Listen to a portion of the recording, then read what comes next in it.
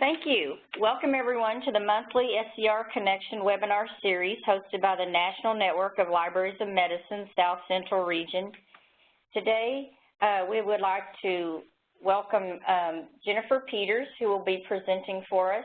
She's a Community Engagement Administrator at the Texas State Library and Archives Commission. I'm going to go ahead and pass this to her to let her explain in a little more detail her bio and her experience, and we will proceed with the presentation now. Hi, can you hear me? Yes, we can hear you, Jennifer. All right. Well, thank you, Lisa, for the introduction. I am really delighted to be here today and to be presenting on community engagement for the National Network of Libraries of Medicine South Central Region. So, again, thank you for having me. I'll just go ahead and jump right in. As mentioned, I'm Jennifer Peters from the Texas State Library and Archives Commission. Just to give you a little bit of background on how I ended up here and why I talk about community engagement. First of all, this is a relatively new position at the State Library. It only dates back to 2014. And I am the first person to hold it. As far as I know, we're the only state library that has a dedicated community engagement staff person, although some do have people who work with partnerships or spend at least some of their time on community engagement. I am in the Division of Library Development and Networking. Our division works to build the capacity of libraries and librarians through training, resource sharing like the TechShare program and interlibrary loan. We have competitive grants. We do annual statistics for public libraries. We have a library science collection and more. My job is to oversee community engagement initiatives. Some of these might be acting as a statewide manager for national initiatives, like when we brought the ALA-sponsored Harwood Labs to Texas, or our support of the EDGE assessment, which you public librarians will probably recognize. I also work to build partnerships with other agencies and organizations like literacy providers, health organizations, workforce, veteran services, governmental agencies, and I try to provide opportunities for libraries to build local partnerships with these groups as well. I also keep an eye out for best practices in both the library field and outside the library field and try to share those with the library community via our library developments blog, our community engagement email list, webinars like this one, conference sessions, and more. And I will provide links to those resources at the end of this webinar. And just a few words on my background. I have an MLIS from UT, but I've had a non-traditional career and have worked in and out of the library field. Prior to this position, I was the executive director of a nonprofit organization that provided training and programming in support of educational partnerships, primarily partnerships between schools and school districts and local businesses or local nonprofits or churches or volunteer groups or just about anything. Many larger school districts have a Partners in Education or PI person whose job it is to be out in the community looking for opportunities to develop partnerships that will benefit students. And so I bring what I learned there to this position. I also have done a lot of work with grants and fundraising, both as a grant writer and a funder, and through that I learned the value of collaboration and community impact in my work. When you're grant writing, you have to know your community and your community players to be able to develop programming and subsequently to ask for money that is truly impactful and needed. And then prior to that, I was actually a reference archivist for several years, beginning my career in academia. So all this to say is that there's no special training out there pertaining to community engagement. No one majors in community engagement that I'm aware of yet. Most of us learn to do by jumping in and by watching what others are doing successfully and copying and adapting it to your own circumstances. Community engagement is relatively new to the library field. There's no one right way to do this. There's not a lot of scholarly literature about it, and this is not going to be kind of a scholarly presentation. So what kind of presentation is this? This is one where I need your help. I am not going to talk constantly and ask you to just sit there and listen. I need your input. I'm asking you to comment, answer questions, share ideas. Since my area of expertise is not medical libraries, this is going to be very general in nature, and so I want to hear from you how you think you might be able to adapt things to adapt these concepts to the medical libraries. So also, I would ask you to grab a piece of paper and a pen, because I'm going to ask you to write down and then to share your plans for increasing community engagement.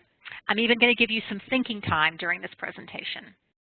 So I'm going to ask for a virtual show of hands here.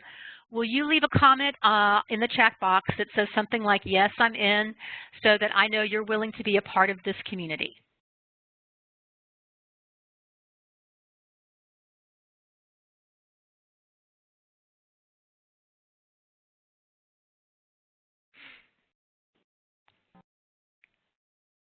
Oh, this is great. Thank you so much. I'm seeing so many people chatting. This is fantastic. So thank you so much. So let's talk a little bit about community engagement. I'm going to make a confession here. I don't have an authoritative definition of community engagement to share with you. I've looked at a lot of definitions, and I've never found one that just sounded exactly right. Even when I've tried to write my own definition, I haven't been able to get the wording just right. So I'm going to argue that it isn't all that necessary to have a quote-unquote right definition, because community engagement is more of a mindset than anything else. When I say that community engagement is simple, free, and painless, it's because it's about changing your mindset about your library and the role that your library plays in the community. So let's just take a moment to look at the word community. I'm going to ask for your input here. What does community mean to you? Can you write a word or two that community means to you into the chat box?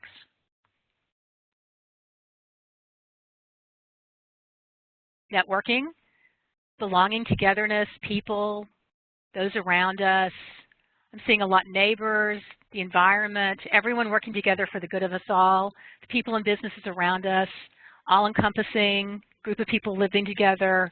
I'm seeing a lot of really good comments. So we're kind of a little community here, aren't we? Because we're all on this webinar together.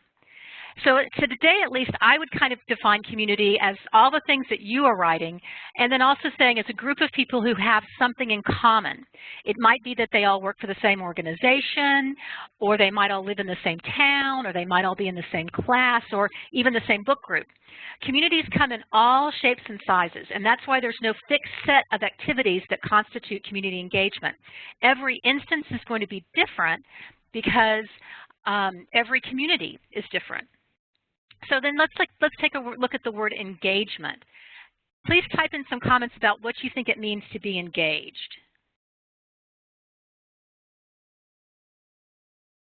To participate, actively involved, present and active, stimulated, listen, active. Oh, I'm seeing some great words here. These are fantastic words, and they're going so fast I can't even read your names, but I hope that you're seeing these. Do you recognize some commonalities in those words? Involved, committed, attentive to, bringing together, taking part of something, interconnectedness, and then I see all these other words, partnering, connection. So when we put community and engagement together, we see it as a mindset of an awareness of our community, whatever that community is, and then a commitment to being involved in our larger community. There's an intentionality to community engagement that's really critical. It's not about the library as a separate institution, though of course it is one. It's about seeing the library as part of a greater whole, as one part of the community that it serves, and the value of being tied to and responsive to the larger community. The Harwood folks described it as being turned outward, which means that the focus is on the larger community, not just the internal workings of your library. So why is this important? Why is community engagement important? I think that everyone is aware that the world has changed in the last 20 years. We've all heard or heard it apocryphally, somebody saying, well, why do we need libraries anymore when there's Google and ebooks and smartphones? We know that libraries are even more important now because there's so much information out there and so much inaccurate information out there, and because not everyone is lucky enough to have Wi-Fi at home to deliver information on demand. We know that researchers need trusted, authenticated data. We know that students need reliable information for learning. We know that people can come to libraries to fill out job applications because who can fill out one of those, an application if they just have a smartphone? So we know that. But not everybody knows that. We are being asked now more than ever to show our value to the community. We need to be sure that what we're doing is responsive to our community, not just doing the things they've always been done. If our community has changed, but we haven't, we can seem out of touch. We have increasingly limited resources, and I don't think we're going to be seeing increased budgets anytime soon. So we have to make sure that everything we do counts and that it counts to the community. Moreover, we add value to the community. But often when people gather to discuss key community issues, they don't remember to invite the library to the table. And we need to be at the table for these discussions because we can and we do add value. We need to keep showing up and speaking at these meetings so they do remember us and add us to the discussion. So some of you may be saying, how is this different from traditional library services? In many cases, it isn't. There are a lot of libraries that have always been deeply involved in their communities that have gotten it from the outset. For example, it's been my observation that small rural libraries have always been deeply engaged in their communities because even though they may not define it that way, they can't help not be engaged because they know everyone and everybody knows them.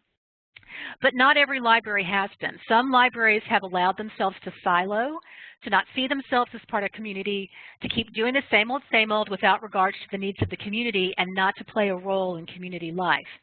At the state level, I've seen libraries struggle to maintain their funding because they can't articulate their value to their community, or their patron base doesn't reflect the whole community, or they're disconnected from their stakeholders. But as you look at successful libraries, you're going to see vibrant, active, outwardly focused libraries that know their communities, step up in community leadership roles, and are willing to take risks and innovate in a way that they deliver services and programming. So I'm just going to quickly tell you about Pottsboro Area Library. They're a success story. They are a small town about an hour north of Dallas. Their service population is 3,300. When they started, they had no public funding. They constantly were worried about running out of money, and every decision that they made was driven by the need to save money. So they were nickel and diming themselves to death. Some new leadership came in, including the executive director, Diane Connery, who is fantastic, and they changed their direction. They decided to spend what money they had to meet real community needs. They started applying for grants. So with some of that funding, they purchased cameras and provided training to teens in Pottsboro. They connected those trained teens to local nonprofits, which needed to raise their profiles in the community, and had the teens develop short videos promoting the organizations. They also did a lot of research into best practices. They removed a third of their book collection, which increased circulation.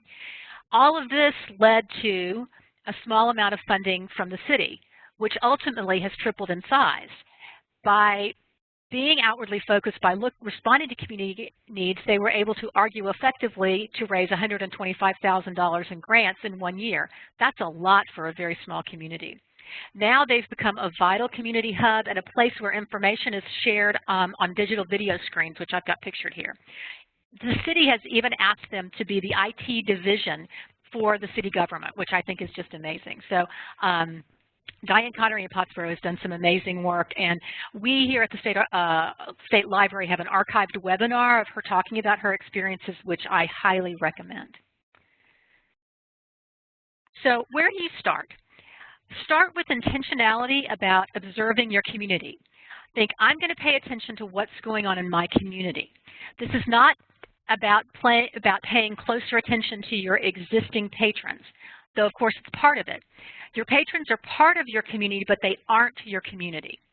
Think about who are the community's leaders, who are its stakeholders, who has power, who doesn't, where do people gather? Are you where they're gathering? This might require you to actually leave the library. And then I want you to think about your assumptions. Do you really feel like you know what your community wants? Here at the State Library, we've heard librarians tell us, well, our patrons only want Westerns, which means that the people who come into the library want Westerns, but they may be missing huge parts of their communities by only listening to what people who come into the library tell them. Even if you've been in your library a long time, question yourself, question your assumptions. So here's where I'm going to ask you to start writing and thinking a little bit. So take out your paper and pen, and I'll give you a chance to write down, to describe the community your library serves. Remember that your current patrons are only part of your community. What's your setting? Think about that. And if you can type in a brief 5 to 6 word description in the comments pane, the chat box, that would be fantastic, because I'm really curious about how you medical librarians, I know you're not the only ones on the call, but I'm just curious to see how do you visualize your community? All American consumers. Oh, hi, Ken.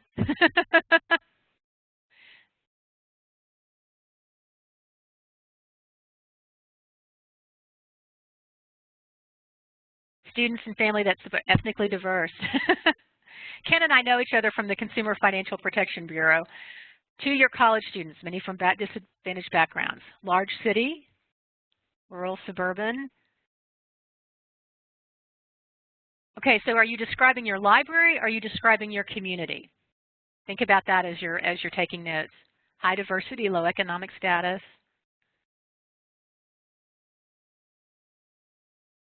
Okay, I'm seeing some good answers there. Urban, vibrant, diverse. I like that people are listing more than one thing sometimes where that's helpful.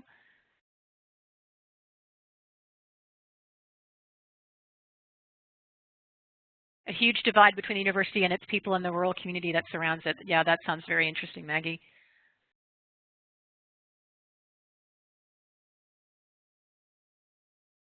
Yeah, this is absolutely fascinating to read what your communities are. So I'm gonna move along to the next slide now, and I'm gonna ask another question. And then this is something for you to take some notes for yourself on, and then also to write in the chat box. What changes have you noticed in your community lately?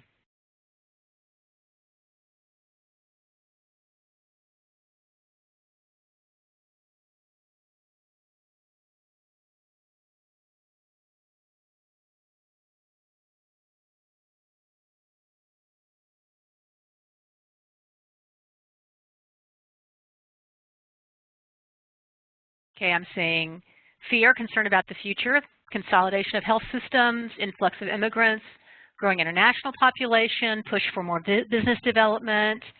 I love all this. This means that you are observing increase of township programming, demographics, jump in population. This is really very interesting. So I'm really glad that you're thinking about your community, what's going on in the community. Growing non-university urban population, rapidly expanding gentrification, cost of living, increase in demographics, uncertainty. So this is all very interesting. These are all, and I bet you see maybe some commonalities with some of the people who are also on this webinar. This is really interesting. All right, so let's move on then to the next question. So, changes to your community. Can you think about and write down some notes on how has your library responded or how could it respond?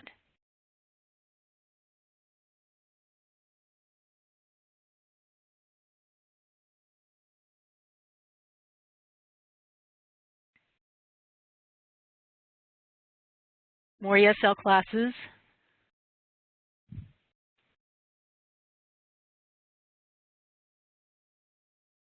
Changing the message from formal to friendly. Citizenship classes, reaching out to local schools. Referral services. We haven't responded, and that's the problem. Well, hopefully you'll walk away with a couple of ideas. Job fair, be more involved with the food bank, programs for older adults. I hope that as you are looking at what other people are writing, that it might spark some ideas for your library as well. Technology for seniors, partnership with migrant education program, dedicated homeless engagement department. This is all very interesting.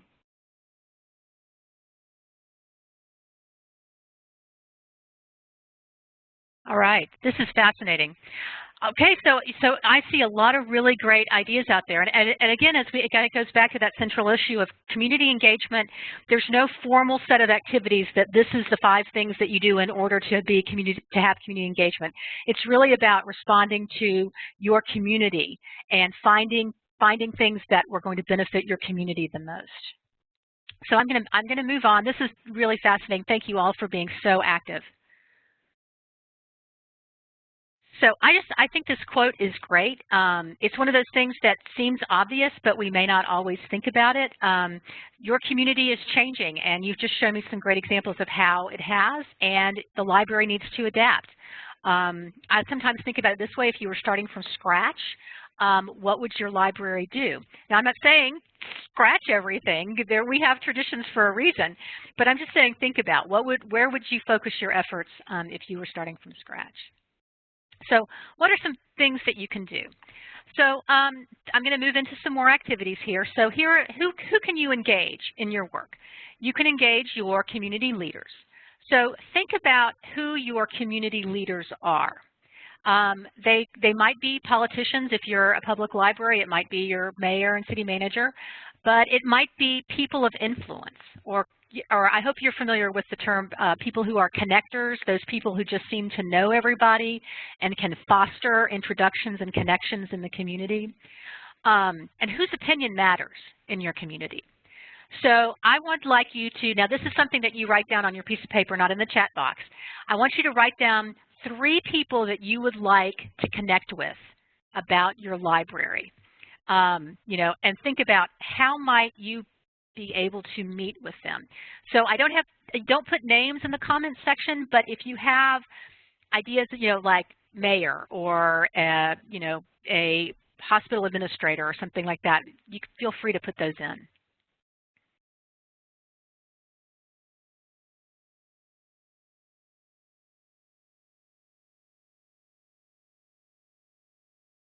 Local religious leaders, council, chancellor, system president, governor.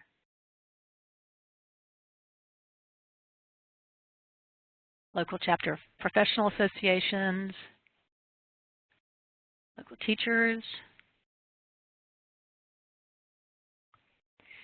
new immigrant populations representative, muckraking politician, Pope, TLA president, city health department heads, food bank reps, organizations interested in urban life, local nonprofits. I hope that you're all looking at these and thinking, is this relevant to my library?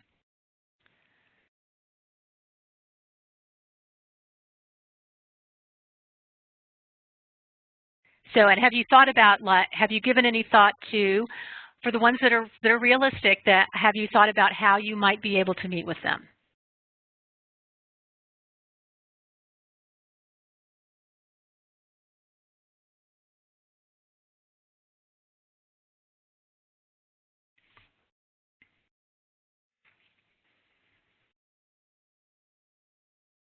All right, I'm going to move on now. So first of all, you can engage with your community leaders. You can also engage your current patrons. So again, I've been saying that your community is not your patrons, but they are part of your community, and of course they're worth listening to. And your questions don't necessarily have to be library related. Ask questions about what kind of community they would like to have, concerns about their community, and the needs of the community.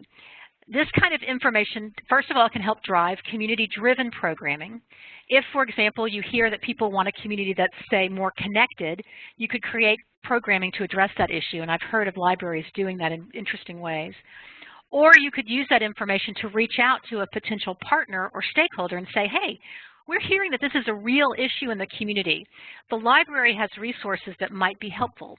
Is there a way that we can work together to look at solutions? And I'm not saying that it's the library's job to solve community problems, but an engaged library knows the issues that the community is facing. So I would ask you again to take some time to write down 3 things that you could do to elicit input from your patrons. And you can write some of those in the chat box as well.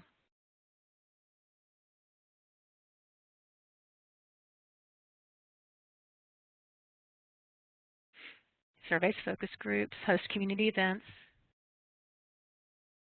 encourage groups to meet at the library, web surveys, conversations, community meetings, community conversations, suggestion box, structure, just listen, I like that.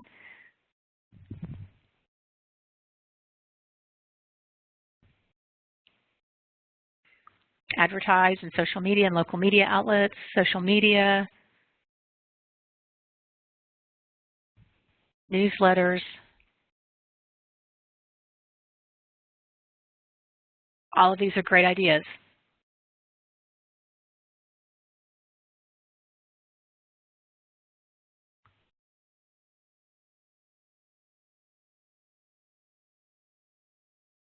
All right, fantastic. So we've talked about ways that we can engage with community leaders. We've talked about ways that we can engage with current patrons. So then another thing, you can engage your future patrons. So who in your community is not visiting the library that you would like to see come in? So I'd like you to write down 3 groups of people who could be reached, and then what might allow you an introduction to them. And then type in, as you see on the chat panel, what you feel like would be, what you'd like to share.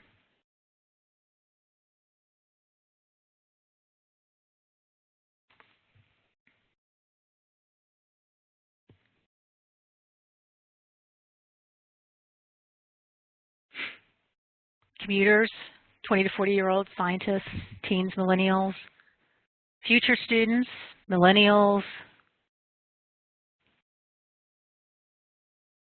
business leaders, faculty and the public, online students, STEM students, faculty, social work professionals, immigrants and refugees.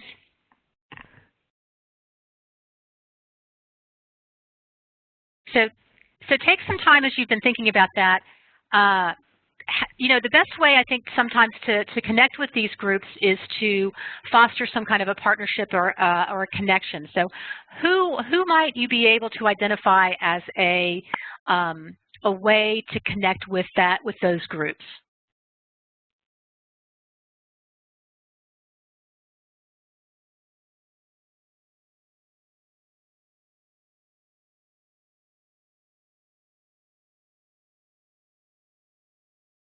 ESL providers, go where they are. I think that's really critical in a lot of ways. It's if you can get outside the library and go where and meet them where they are, where they're comfortable already, I think that's really important.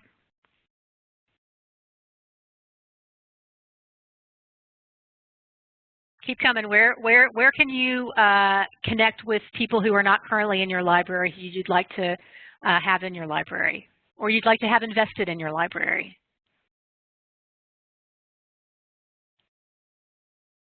Association meeting, community interest groups, local politicians. Participate in community fairs, festivals, absolutely. Out in the streets and parks. Mail, you could do some direct mail, attending meetings and events. You know, there's always, for public libraries at least, there's always the local groups like Kiwanis. They are often looking for speakers. I've heard great stories from, you may know Jamie LaRue, who's currently at ALA. He showed up at meetings and listened to what council members were asking for information, and then and was proactive in coming back to them and saying, oh, you asked about this. Here's some information that we have at the library on that. I just think that's a really great idea. Provide info packets to HR departments to give to new hires. Hey, that's a really neat idea. Bookmarks into churches, yes. And remember that bookmarks are really good at attracting people who already read, but you might think about business cards or other shaped information that would be attract people who are not necessarily, like I suspect most of us are, carrying around books all the time. Literature table, Rotary and Kiwanis clubs. Yes, I believe that this is being recorded from Elena. Rental agencies. I'm seeing some great ideas here, and I hope that are any of you seeing ideas that people are putting forward that you think might be relevant to your library?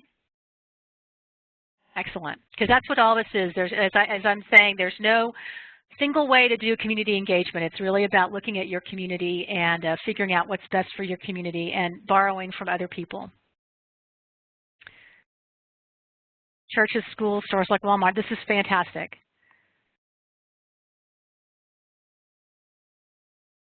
All right, so I just want to talk about engagement isn't really outreach. I think a lot of times people think of community engagement and outreach as being a similar thing. Can you maybe help me define how outreach would be different from engagement based on kind of what we've been talking about? I'd love to get your thoughts.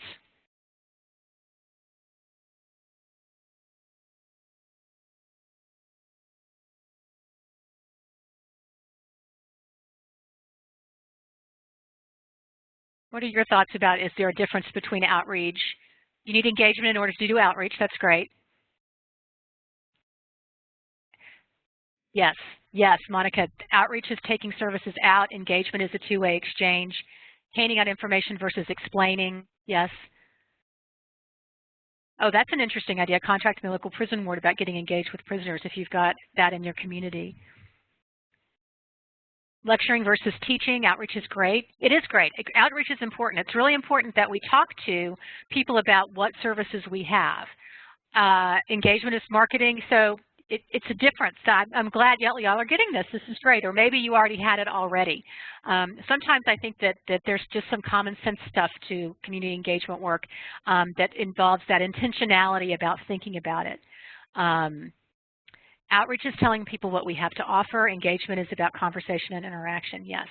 It's about outwardly focusing. It's about being aware, listening to community aspirations, yes, more than just assessing needs. Understanding the needs of the people that you need to conduct outreach to. Exactly, Ken, thank you.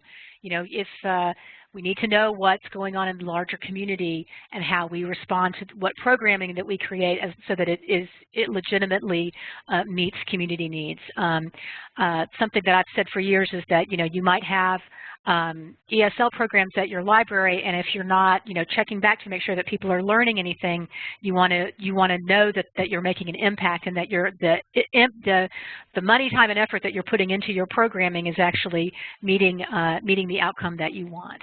So, yeah, Michelle, I like that. I like that a lot.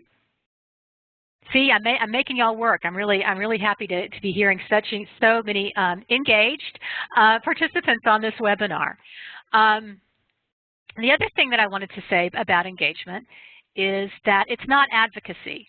I think sometimes people get that confused, that they think that engagement means necessarily that you're out there lobbying or being political. It's not about that. It's not about asking for increased support or a new building or whatever those pieces are.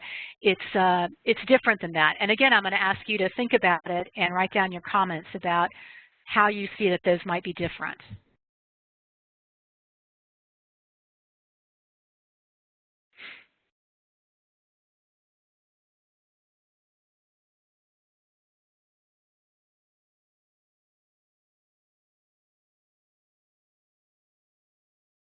Yep, yep.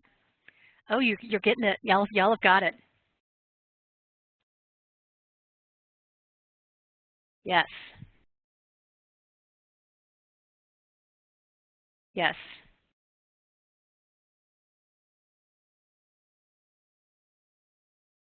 Yes, yes. Advocacy, you have an agenda, but with engagement, you're more open to ideas.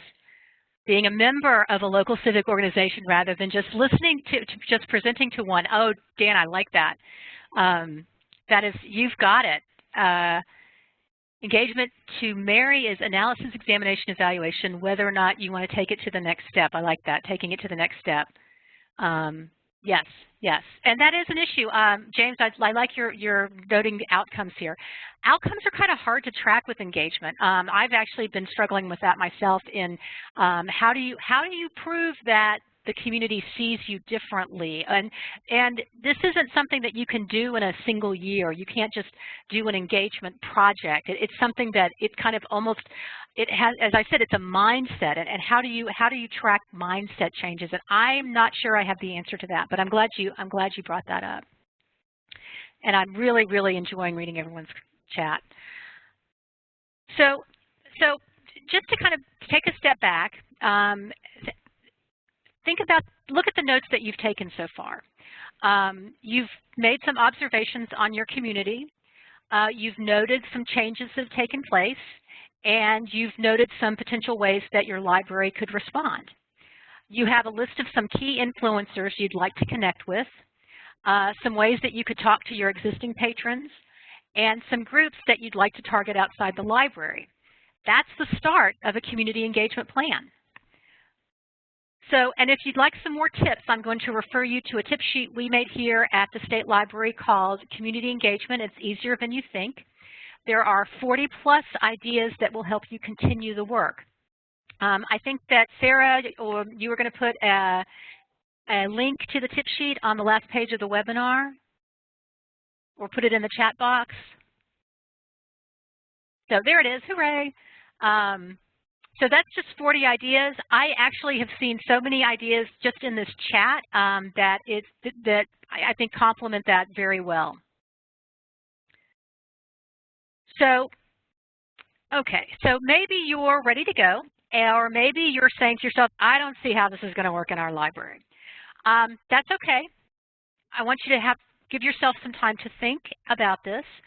The main thing is that intentionality about your work and the outwardly focused mindset. It doesn't happen overnight. Relationships take time to build. You may encounter resistance from people in your library. It does take courage to do new things. And sometimes you're going to make a few false starts before you really get going. Here at the State Library, for example, we tried for a really long time to build a partnership with the Texas Workforce Commission. And they just didn't really know how to deal with this. They couldn't see why what we were talking about matched what their interests were. But we kept at it. And finally, we made the right connection. And we now have a $200,000 grant to help them connect libraries and adult literacy providers, which is a really good idea. Libraries and literacy kind of go hand in hand. So it really does pay off in the end to be persistent about it. And the one thing that I hear over and over again as people get into this work is how just one thing leads to another. One random conversation at an event leads to an introduction, and that leads to a partnership. I think if you are aware that there can be a serendipity about the way community engagement works, and part of it relates to that mindset of being open to exploration and to new ideas. I don't know if this is making the rounds, the whole working off of comedy improv in your approach to kind of daily life, and that is the yes and principle. So when someone offers you something, you don't say no, you say yes and respond back to them. And in a lot of ways, I think that can be a really nice mindset to have when you're going about community engagement. So, and then this is one of my mantras about in this work. Nothing is going to work all the time. You go down a path and it doesn't lead anywhere, but it's okay if something doesn't work, as long as you learn something from it. And sometimes what seemed like a failure at the time turns into something quite positive. Sometimes that meeting that you attended that felt like it was a waste of time, you see someone from that meeting 6 months later and you can connect, and that leads to something else. So, so with that, I want to show you here's some links to some resources for community engagement for learning more. There's the tip sheet. We have at the State Library a library developments blog where I do post articles on community engagement, and we cover other things, trainings that we're offering as well. I manage an email list. It's not as active as I would like to be, but I certainly would invite you to join the list. And there is a community engagement webpage as well. You can see that there's kind of a common URL, which is TSL, Texas State Library.texas.gov. Go to our website, explore some, and as always, if you have any questions, you're welcome to contact me. There is all my contact information. I am currently only looking at things on Twitter. I'm not really tweeting very much. But do connect with me on LinkedIn. Don't hesitate to contact me with questions. I'm really passionate about this work, and so I'd love to talk to you about it individually. And with that, I think that's the end, and I'm happy to answer questions. Sarah, is there a protocol for answering questions? No, so at this time we'll ask if anyone does have a question, if they would go ahead and shoot it in the chat box, and we'll have those come in. If anyone has them, I think it's been a really wonderful interactive session, so possibly no one will have any questions at this time, but if you do have one, please go ahead and put it in the chat box.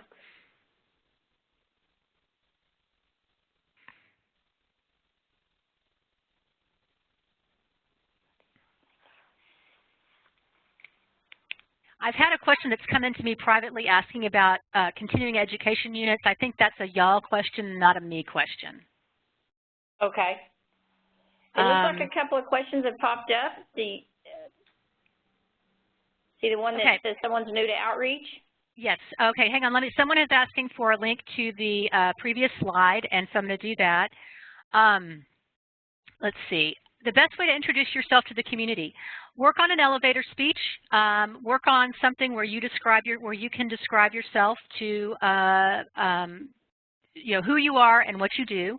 That can actually take some time to make it compelling, but then you just need to go out there and, I hate to use the word network, but use people in your community to introduce you to other people. Maybe if your library board can facilitate introductions, ask them who they can introduce you to. And I just really believe in showing up at things, even if it's not library related. Show up at meetings of nonprofit organizations, show up at workforce meetings, and be there to represent the library community. A question about the Harwood Institute. Was it last year, 2015? We brought the Harwood Institute to Texas. We did three-day labs in Houston, Dallas, and San Angelo, and we made it free to up to 300 librarians from public and academic libraries in 2015. So that's some of our work with it. And I think that they have some really interesting ideas about libraries viewing themselves as being more than just a librarian, but also being potential community leaders. So an academic medical library, I guess we need to define our community. Yeah, that's something to think about, because your community could just be your university setting, but could it also be the larger community that you're living in? I think that's something that you could ask. The grant, the Texas Workforce Grant, we're doing a number of things with it. The whole goal of that grant is to connect adult literacy providers to libraries, to provide linkages and opportunities to partner. And we're doing that by, gosh, we've got a lot of different parts of it. We're going to be doing a series of workshops this spring for both literacy providers and librarians that is going to introduce them to digital literacy concepts. We've created a digital literacy toolkit that we'll be distributing at the workshops. And we'll also have it online. It'll be free. And so that part of that is for the grant. We're actually providing grants to libraries to purchase computer equipment that will assist them in increasing their literacy services, and we're paying for some scholarships for some librarians to go to literacy-based conferences to learn more about best practices in adult literacy work. A couple of other pieces like that. Monica, if you've got some questions, feel free to contact me and I can give you more information. I think the slide deck will be shared with the registrants. Someone pointing out using the census tract data, that's very important for community. That's very, very helpful for community engagement work.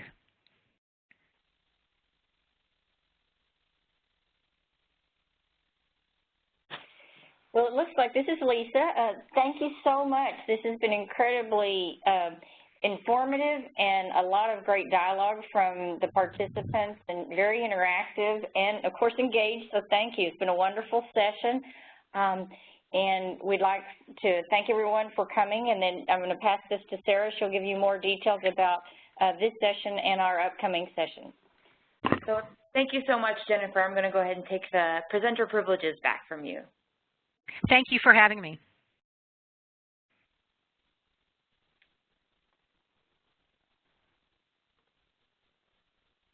All right.